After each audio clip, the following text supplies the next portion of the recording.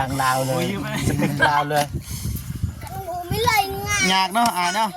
ไอ้คนรอคิดว่าใช้เวลาจากมือขุดนี่มันบ่พ้นตกมือนี่มืออื่นมือเถื่อแล้วอื่นแล้วบ่คิดว่าจะยางมาเจอหินใหญ่เด้ใช้เวลาโดนนี่อาจจะเป็นในทุบอีกเนาะ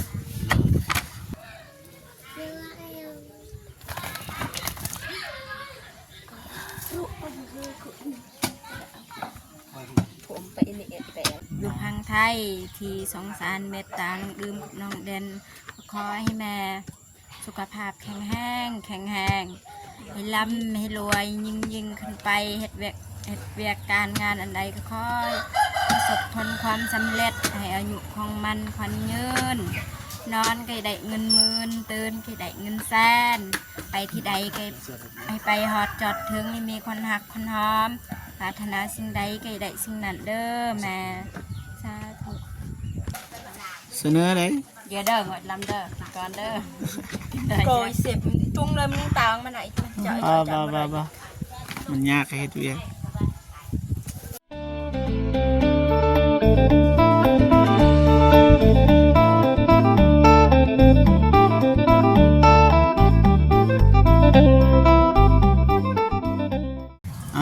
กับทักถ่ายสบายดีและสวัสดีเด้อพ่อแม่พี่น้องเบิดสู่ครูสู่คนเนาะ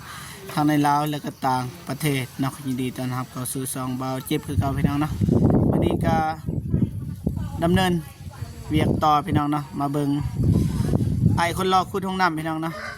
ไปเบิ่งไปส่งน้ำกันเนาะมื้อนี้ก็บ่มีหยังหลายบ่เจ็บก็ซื้อน้ำหวานมาฝากให้ไอคนรอกินเนาะก็ผู้ใดมาซอยก็กินน้ำกันแหละพี่น้องเนาะทั้งหมดทั้งมวลก็คือเงินของแม่พิมพ์นั่นแหละเราฝากมาให้ซื้อผู้ใดมาเฮ็ดมาซอยก็กินน้ำกันพี่น้องเนาะไปเบิ่งไปชมกันเลยพี่น้องเนาะไปพ่อแม่พี่น้องเนาะไปเบิ่งไปชมกันว่าฮอดใส่แล้วพี่น้องเนาะ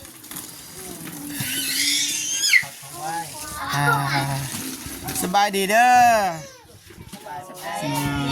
สบายดีพ่อแม่พี่น้องผู้ใหญ่ใจบุญทุกท่านสบายดีFC พังไทยพังลาวต่างประเทศอยู่ในบ้านก็สบายดีเบิดทุกคนเด้อสบายดีโอเคฮอดใส่แล้วสบายดีไอคนรอเหือแต่นะใช้มือคือเปื่อนแท้ผู้ใดนี่น้องเดิมพี่อายบ่โดยพี่อายอยู่ทางวายมาซอยคนพัวแดกกันบ่โดยใส่นำในคือบ่เห็นยินให้พระจอกไก่จอกเจ็บเมื่อยบ่ชิวนี่พี่น้องเนาะประมาณเท่าไรเลยนี่50บ่50ฮอดแตะ50ฮอดแล้วนะ50พอแล้ว50แล้วสบายดีน้องซิมโดยสบายดีเด้อไอ้แจ๊บซอยได้ซอยยินนี่นำให้ครัวกินยืนให้กำลังใจพี่น้องเนาะสบายดีเนาะไม่เห็นใส่เสื้อนะมาแต่ละเทือกไม่เห็นใส่เสื้อหลังกามเยอะ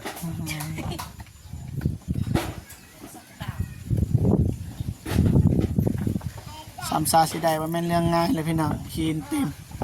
มีแต่หินพี่น้องนี่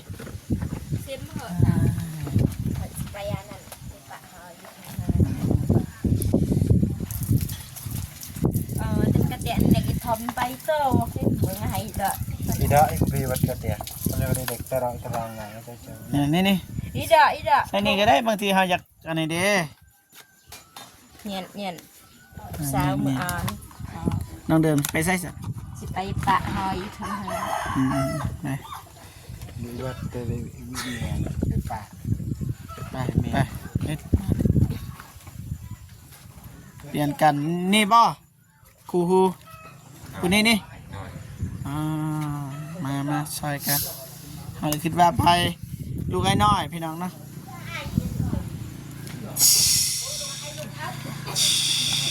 ยินให้พวกกินก่อนเด้อให้เมียเสนอแล้วก็ยินให้พวกวันนี้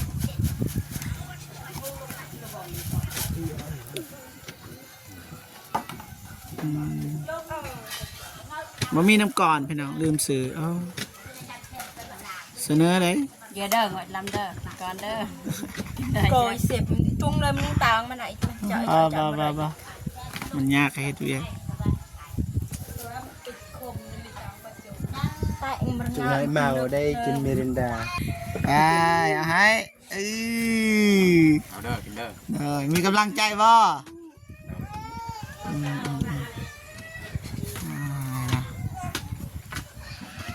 ไปมาตากสิ้นนี่เห็นบ่ไหว้แล้ว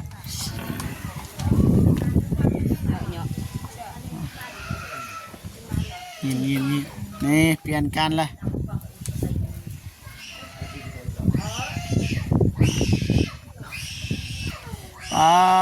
สามสาสี่ฮอด2 เมตร ต่อย พี่น้อง ใส่ มาได้ อาสกมือแล้วใส่ คือบ่ใส่ บ่มี บ่มีงานน้องเดิมยิ้มเลยเนาะสิได้ห้องน้ำนะพี่น้อง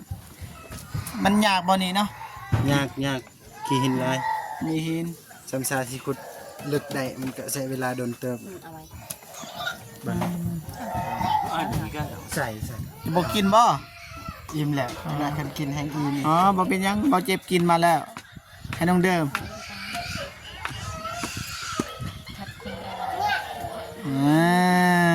สองเสียวข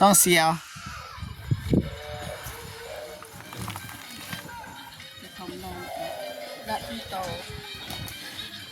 จนโผล่ ไอคนหล่อมีกำลังใจ เข้า ไอคนหล่อมีกำลังใจ ยังไงจ๊ะ มีภรรยาให้กำลังใจ โต พี่น้อง เจ้า เฮ็ดเบิ่งแบบนี้สู้ๆเด้อ โต นี่ เจ้าไม่เล่น เฮ็ดเบิ่ง เสียกระแดมปีดอกจอกมัน ไอคนหล่อกับเบิ่งนี่ติอ้าว เอาหน่อย เต็มไปด้วยรอยยิ้มพี่น้องเนาะ ดอกปีอ่ะเปิดมาเลย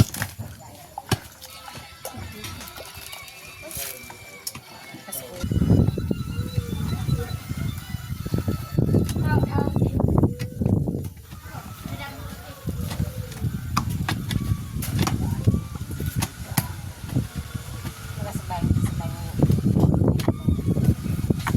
สลาย ต่างดาวเลยจะเป็นดาวเลย ยากเนาะอายเนาะไอคนหล่อคิดว่าใช้เวลาจักมือขุดนี่ มันบ่พ้นตกมื้อนี้มื้ออื่นมึงเถื่อแล้ว อืมเกินแล้วบ่คิดว่าจะยางมาเจอหินใหญ่เด้ ใช้เวลาโดน ใช้เวลาดอน เดินนี่อาจจะเป็นในทุบอีกเนาะ ย่างตำเพนง่าย ทางเดิมพี่น้องนะ เล่นยาชอมา ด้วยความตั้งใจเบิ่งแบบตั้งใจสบายดีเด้อ โดยสวัสดี อันนี้ก็มาซอยพี่น้องเนาะพี่อ้ายน้องเดิมผัวของพี่สาวพี่น้อง สวยบ้านผู้ไก่ มาซอ ไก่ ย เต็มใจยักมาซอยน้องเดิม เราได้บริยิน พี่อายมาซอยอยู่บ้านใกล้แต่ว่าเต็มใจอยากมาซอยน้องเดิมเพราะว่าพี่อายอยู่ตอน ได้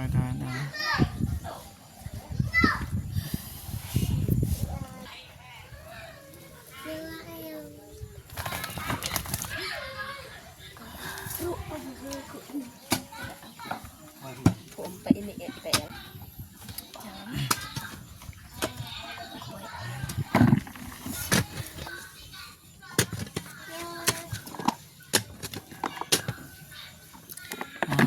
สามสาแสดงห้องน้ำเนาะ ตุกงอนเลย สู้ๆเด้อไอายเด้อมีรางวัลอยู่ดอกบ่ต้องย่านดอกมีอยู่ เมย์กำลังใจอยู่สาวเสือแดง อืมลงเด้อจะหน่อยลงเด้อ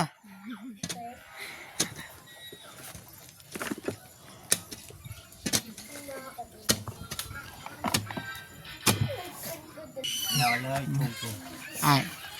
อ้ตัวอย่างว่า มื้อนี้บ่ได้ขุดห้องน้ำให้น้องเดิมนี่อายสิไปใส่ ไปหาเฮ็ดเวียกเลย คิดเวียกหยัง ฉีดยา ฉีดยา โดย ฉีดยาไผ ฉีดยาเขา อ๋อแสดงว่านี่เสียเวลาแล้วสัตว์รับจ้างบ่ โดย มื้อละเท่าไหร่ มือละแสนหนึ่ง แสนหนึ่งมาให้ฉีดยานี่ โดย โอ้ฉีดยาเส้นหนึ่งพี่น้องเสียงได้นี่เฮ็ดเฮ็ดตบ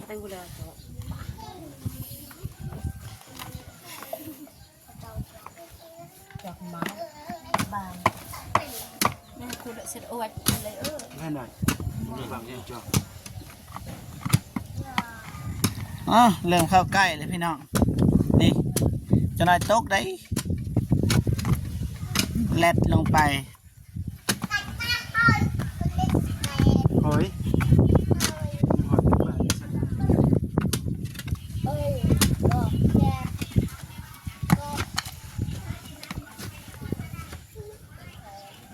บ่ฮู้ว่าราคาปอกเท่าไหร่เคยซื้อปะผู้ใดเคยซื้อ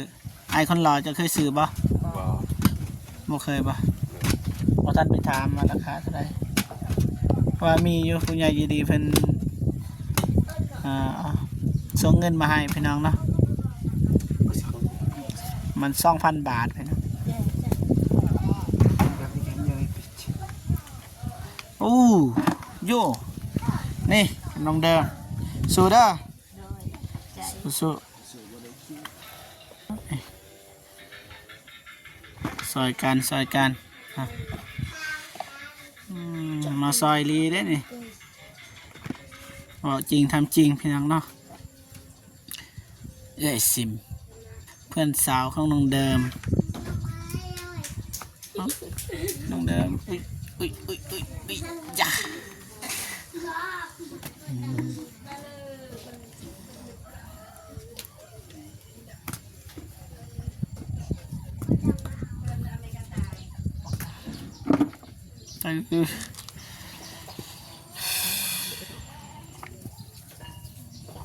ขุดได้เท่าใดก็ว่ากัน2 เมตร 3 เมตรว่ากันเอานะ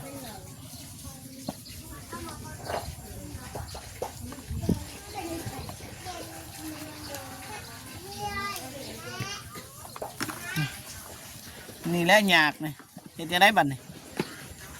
ก่อนทีนใหญ่นี่ขุดออกกันบ่กลับว่าได้บ่ ได้สบายก็ยากแน่แต่ว่าสิพยายามเอา อืม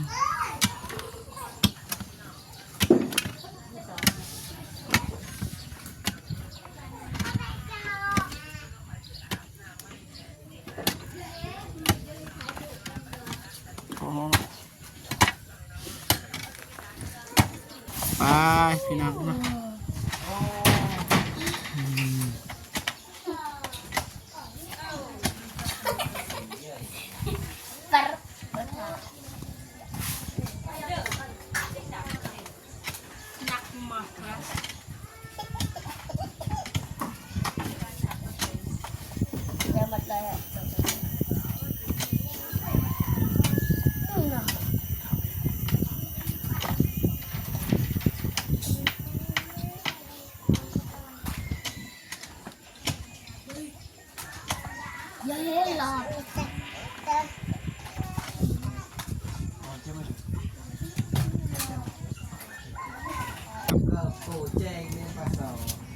โอ้ได้เซยพี่น้องเนาะอ๋อ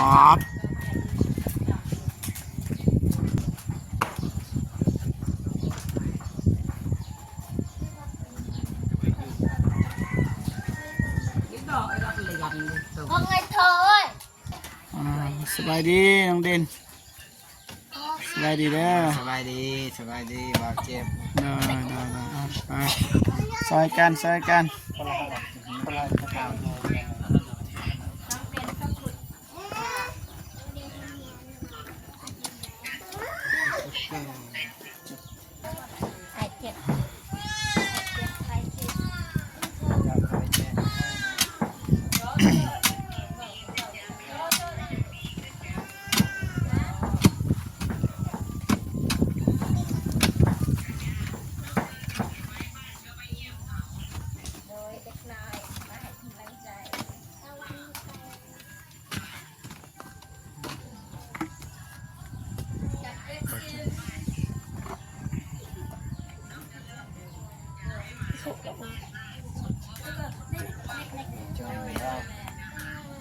นี่โยนมานี่ก็ได้นี่โยนมานี่น้องเด่นพี่น้องเนาะสับสาสิขุดได้พี่น้องชิ้นมันลายพี่น้อง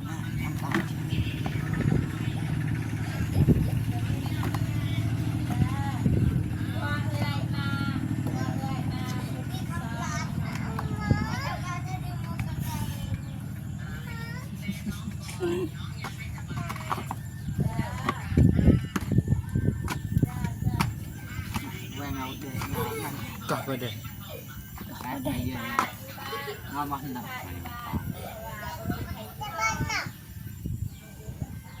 เยอะไหม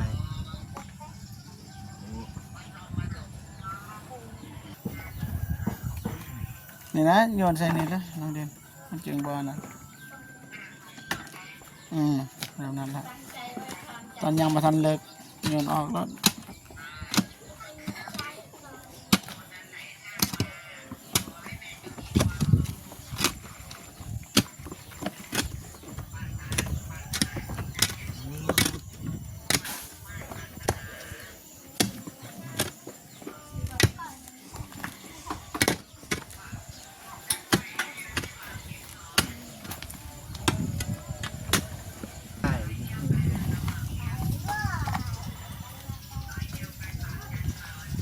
มันยากบ่คือตอนเราขุด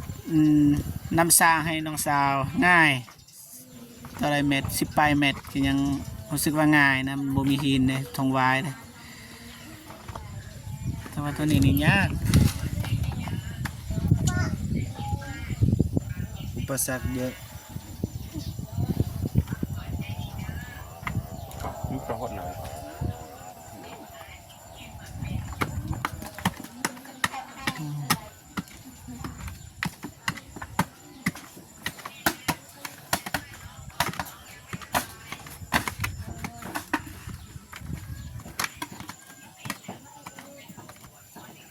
ให้เราทำ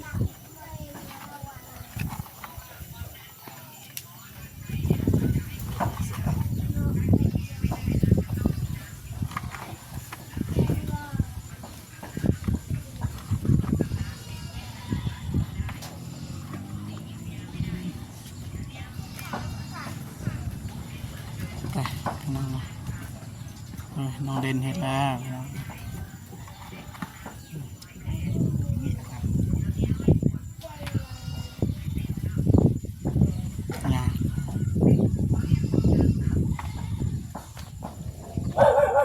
เปลี่ยนกันนะเปลี่ยนกัน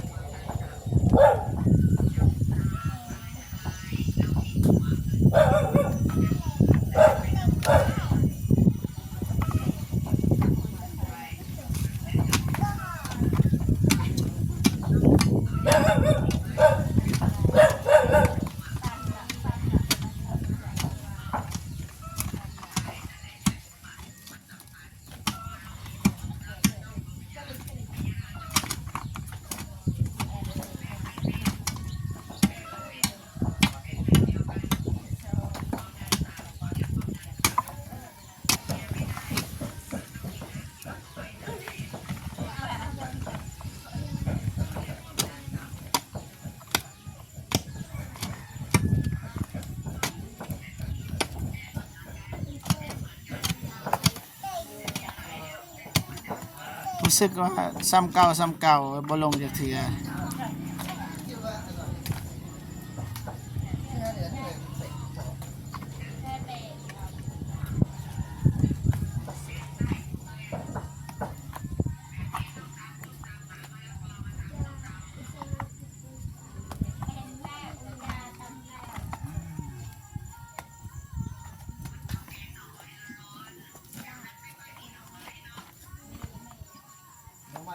เยอะถ้าเราข้ามไปนะครับคุณแม่จ๋า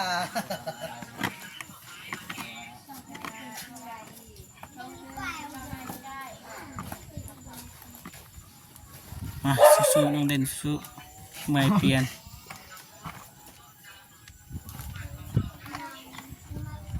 แบบนี้บางอย่างยังสิใส่คู่ไปน้องเนาะบัดเลิกวันนั้นจะสิใส่คู่ไปน้อง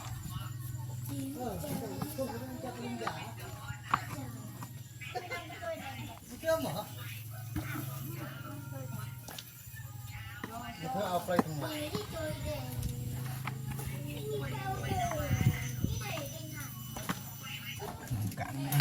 เปลี่ยนบ่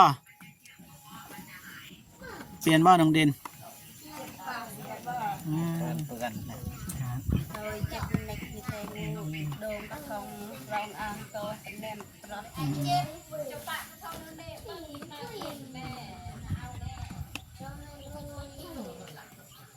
อืมบากเด้สู้เด้อสู้เด้ออืม เอาไปตักมองเสียงว่า Cha thức lên tuyệt là mà chào có một ồn này บาก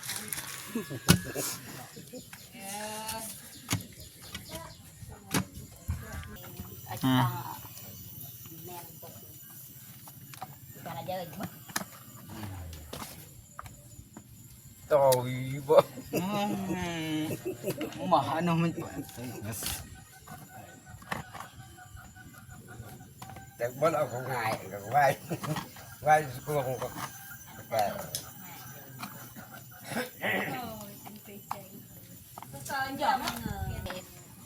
ยินอ่าประมาณโอ้ไอคนเราขอบใจเมียตีขอบใจเนย อร่อยเซ็ต คุณขอบคุณคุณเมียที่รักของไอ้คุณลา